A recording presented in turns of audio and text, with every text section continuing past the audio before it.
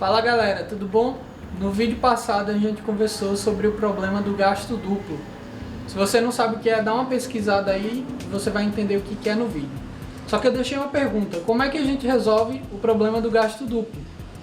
E antes de eu contar para você como é que se resolve, eu queria contar uma historinha. Muito tempo atrás, os sumérios, que habitavam ali na região da Mesopotâmia, eles usavam argila, criavam tábuas de argila para fazer registros de trocas comerciais que eles tinham. Então eles faziam o débito, o crédito e o saldo que a pessoa tinha. E esse livro, ele tem um pouco a ver com o que eu estou conversando com vocês aqui. Porque a solução para o problema do gasto duplo é o livro Razão.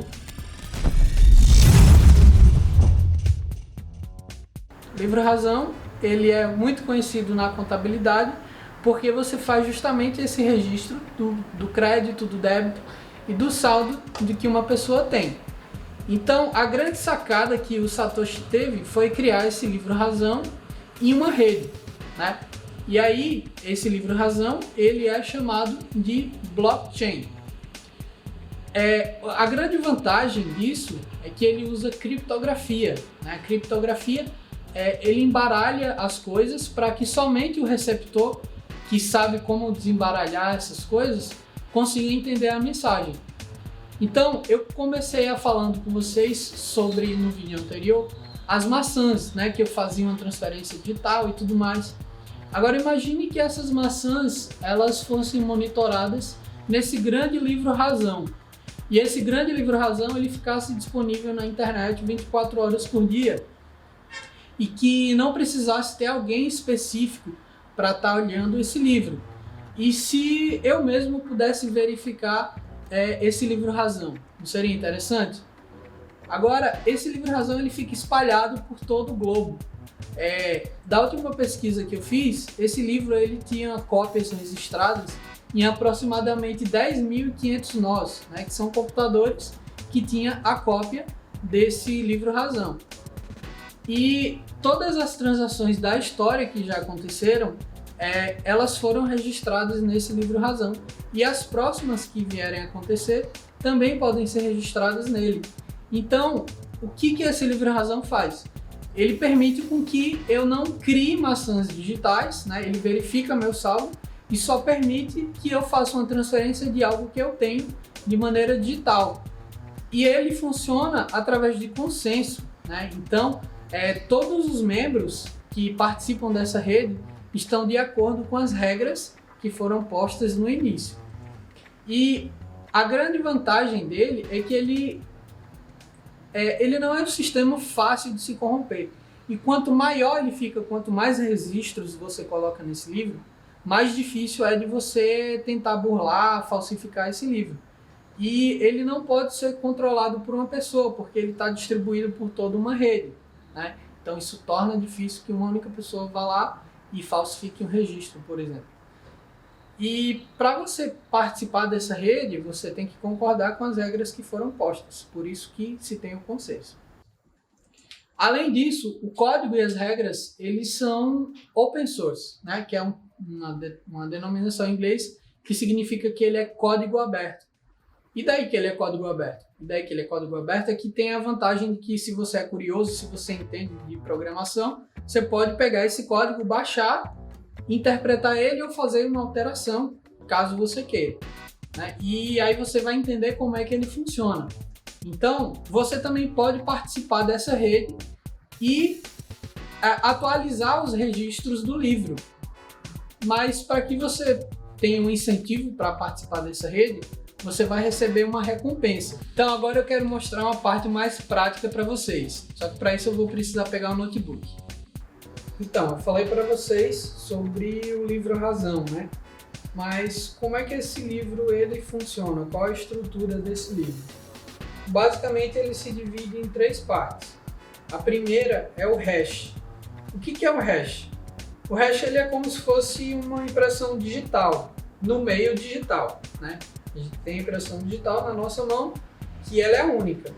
E da mesma forma, no meio digital, para você ter um rastro único, você pode usar o hash. E o que significa isso? Aqui eu estou demonstrando para vocês que eu tenho um campo de dados e embaixo eu tenho a palavra hash que tem essa sequência de números e letras. Observe que quando eu inserir um texto, ele vai alterar a sequência de baixo. Então, o que antes começava com E3B0, agora, quando eu inserir a palavra Bitcoin, ele começa com 6B88. Por quê? Cada dado que eu insiro nesse campo altera a sequência lá embaixo. E aqui eu posso inserir apenas um ponto, ele vai gerar um hash do mesmo tamanho, ou eu posso inserir a biblioteca, uma biblioteca inteira aqui, que ele também vai gerar um hash de um tamanho único. E a partir desse hash é possível construir o bloco. O bloco ele já tem a estrutura um pouco diferente. Então, na parte de cima eu vou ter o número do bloco, logo em seguida eu vou ter o nonce, que eu vou explicar o que é. Eu tenho a parte de dados e eu vou ter também o hash, né? Da mesma forma que eu expliquei lá no hash, se eu inserir qualquer dado aqui, eu vou alterar a parte do hash. Só que perceba que ele ficou vermelhinho. Ele era verde, ó, vou voltar aqui para você ver, ele era verdinho. E quando eu insiro qualquer coisa aqui dentro, ele fica vermelho. Perceba que quando eu não tenho nada, ele está verdinho, ele começa com 4 zeros. E a partir do momento que eu insiro algum dado aqui dentro do campo, ele fica vermelho e não tem mais os 4 zeros. Para eu encontrar esses 4 zeros, eu vou usar esse nonce. O computador ele vai fazer um cálculo utilizando aquele algoritmo, o SHA-256, que estava na parte anterior que eu expliquei, para buscar e construir um hash que tenha 4 zeros. Então, a partir do momento que eu aperto aqui em minerar, o computador está calculando para me dar um hash que tenha 4 zeros e veja que alterou tanto o nonce quanto o hash. Só que agora o hash ele começa com 4 zeros. Até aí tudo bem. Então eu tenho o hash que usa o algoritmo SHA-256. Ele vai fazer uns cálculos, né, para gerar esse hash único. Esse hash ele vai estar dentro de um bloco, né? E para que eu construa a blockchain eu preciso encadear esses blocos. E aí eu tenho aqui vários blocos, eu tenho 3 blocos, né, com a mesma estrutura que eu mostrei anteriormente. Então, o primeiro bloco ele vai ter lá a identificação número 1, vai ter o nonce e vai ter o hash prévio. Só que, como esse é o primeiro bloco, não tem nenhum hash prévio, né? Ele vai ter apenas o seu hash original. Só que esse hash ele vai estar presente no bloco 2. O bloco 2 ele tem a mesma estrutura. O número do bloco, o nonce, o campo de dados e tem aqui ó, o campo prévio. Perceba que é o mesmo código, a mesma sequência do bloco 1. Ele tem o hash igual ao bloco 1. E todos esses dados aqui, o campo prévio, dados e nonce, vão contribuir para gerar um novo hash.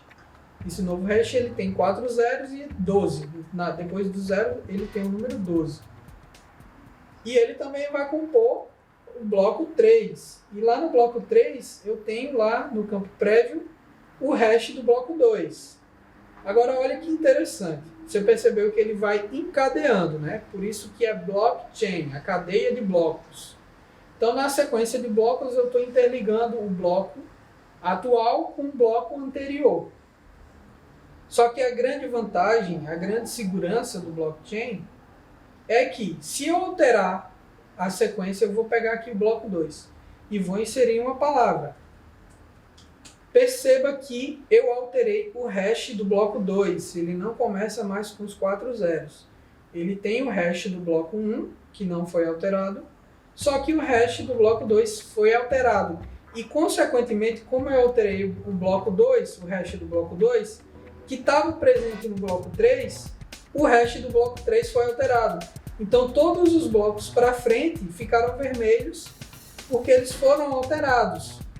Então, para que eu faça essa alteração, eu preciso recalcular, eu preciso minerar esse bloco 2 novamente. Ele vai atrás do nonce para gerar um hash que tem 4 zeros. Vou minerar aqui, ele vai gerar um novo hash que vai ter 4 zeros e vai compor o bloco 3.